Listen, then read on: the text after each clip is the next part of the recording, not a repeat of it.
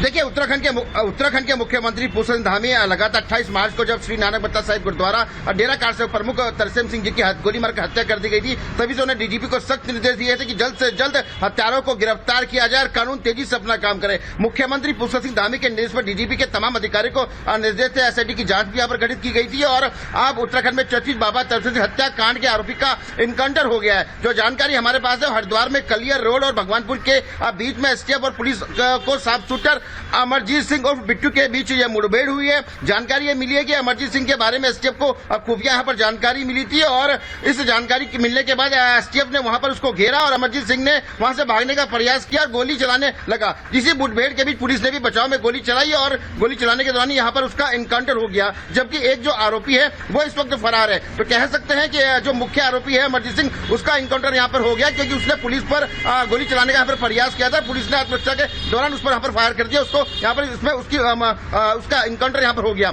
इसके साथ अगर बात की जाए तो दूसरा हत्यारा यहाँ पर फरार है। बिल्कुल रतन, यानी कि कुल मिलाकर ये कहा जा सकता है उत्तराखंड एसटीएफ के हाथ ये बहुत बड़ी जो है वो सफलता लगी है। फिलहाल आपका बहुत बहुत शुक्रिया इस तमाम जरूरी अपडेट्स के लिए। आगे बढ़ेंगे और बात अरविंद केजरीवाल की करेंगे।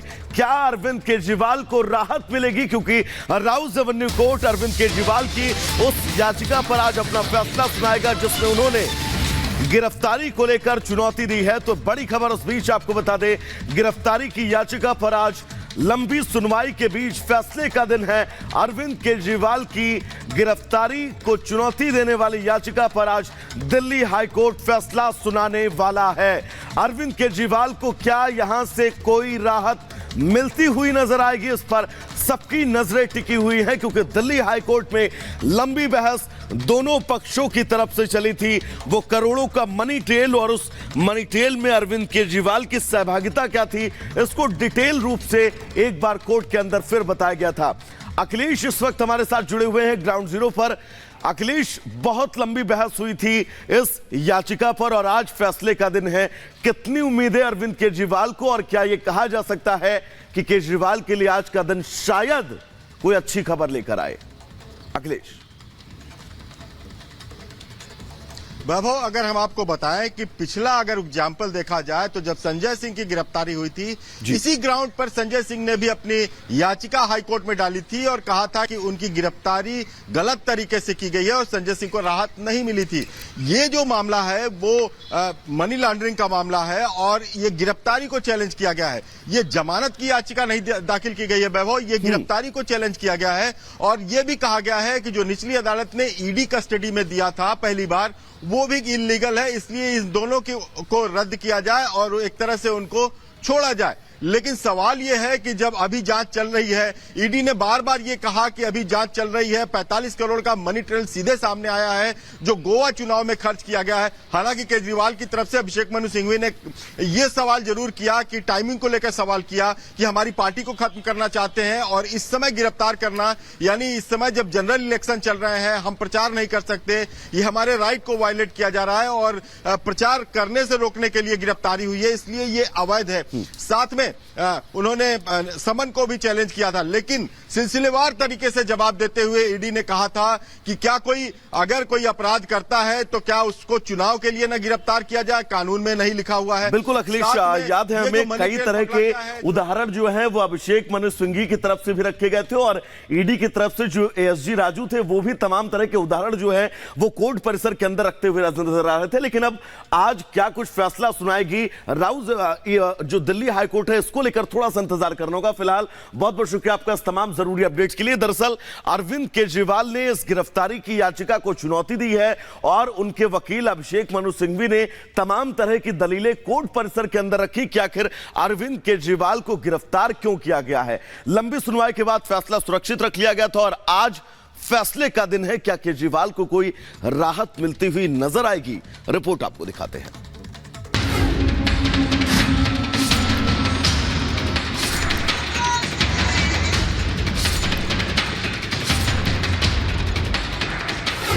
केजरीवाल को जेल या बेल?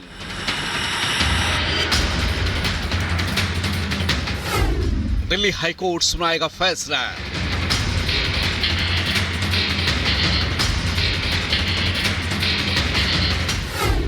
ईडी ने 21 मार्च को किया था गिरफ्तार।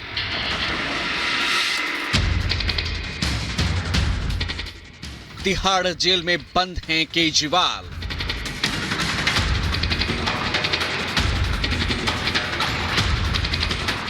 दिल्ली के मुख्यमंत्री अरविंद केजरीवाल की याचिका पर दिल्ली हाईकोर्ट आज फैसला सुनाएगा। अरविंद केजरीवाल ने हाईकोर्ट में अपनी गिरफ्तारी को चुनौती दी है। दरअसल मुख्यमंत्री केजरीवाल को 21 मार्च को ईडी ने दिल्ली आबकारी नीति मामले में गिरफ्तार किया था। अरविंद केजरीवाल फिलहाल तिहाड़ जेल में बंद हैं। केजरीवाल को कोर्ट ने 15 अप्रैल तक जुडिशियल कस्टडी में भेजा है।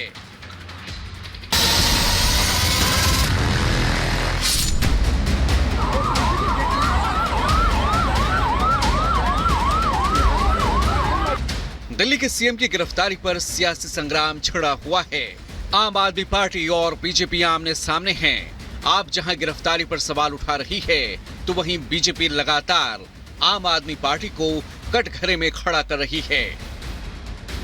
पार्टी भ्रष्टाचार का प्रयास बन चुकी है। ऐसा कोई भी डिपार्टमेंट नहीं है जो केजरीवाल सरकार के नीचे हो जहां पर घोटाला ना हो। दिल्ली की जनता केजरीवाल जी के भ्रष्टाचार से त्रस्त है, लेकिन माननीय मुख्यमंत्री केवल और केवल सत्ता के मुंह में मदमस्त है। दिल्ली सीएम अरविंद केजरीवाल ने गिरफ्तारी को वक्त को लेकर सवाल उठाया है। केजरीवाल ने दलील दी है कि ये लोकतंत्र में निष्पक्ष चुनाव और समान अवसर समेत संविधान की बुनियादी संरचना का उल्लंघन है।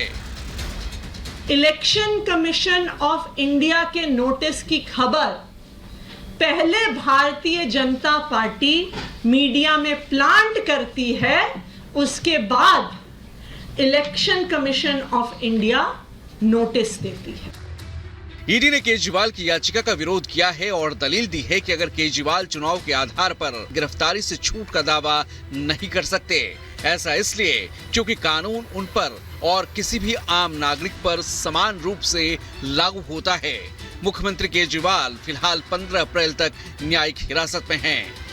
Bureau report, Republic Bharat.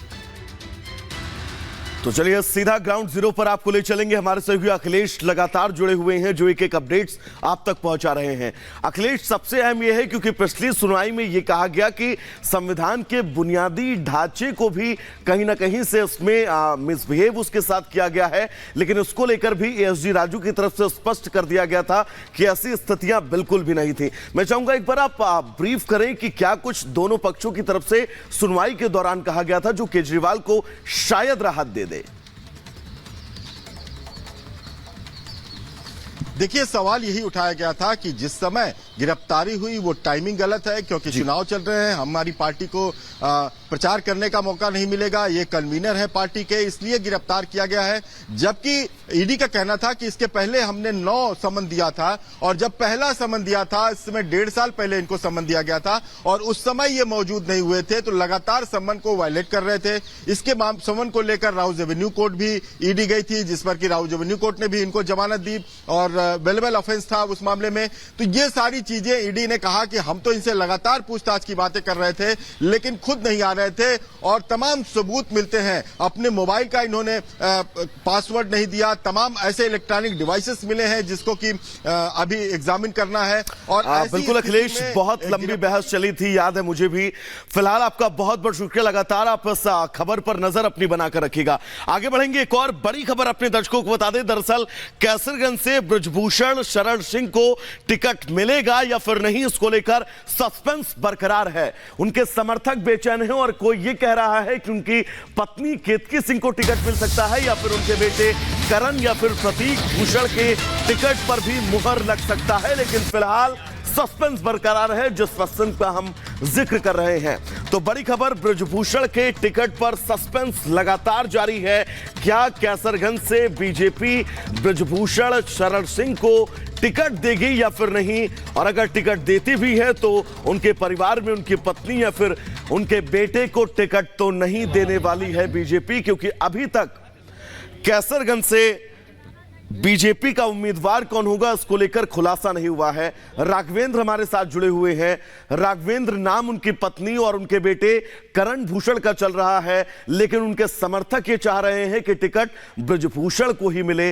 कब तक उनके समर्थकों का ये इंतजार खत्म होगा, क्या लगता है आपको राघवेंद्र? देखिए अभी उत्तर प्रदेश में भारतीय जनता पार्टी 80 में से 12 ऐसी सीटें हैं जिसकी घोषणा अभी नहीं की है, लेकिन ये सीटें वो हैं जिनके चौथे चरण में, पांचवें चरण में या लास्ट के चरण में जिनका नंबर आता है।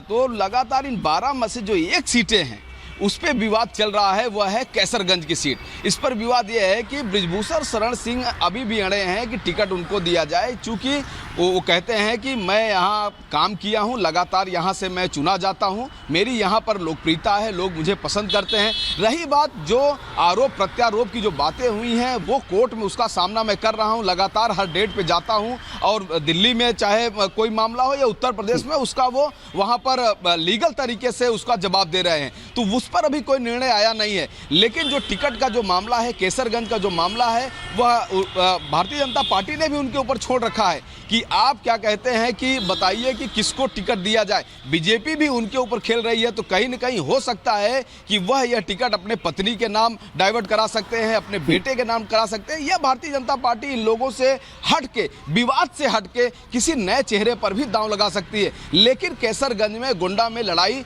बहुत तेजी से चल रही है टिकट को लेकर। बृजभूषण शरण सिंह अपने बयानों के लिए जाने जाते हैं। एक बार यह भी कहा गया था कि वो समाजवादी पार्टी के भी संपर्क में, अगर भारतीय जनता पार्टी उनको टिकट नहीं देती है तो सपा न ज्वाइन कर ले। लेकिन माहौल को देखते हुए बृजभूषण शरण सिंह फैसला लेंगे। बिल्कुल राघवेंद्र, सपा की तरफ रुझान और समाजवादी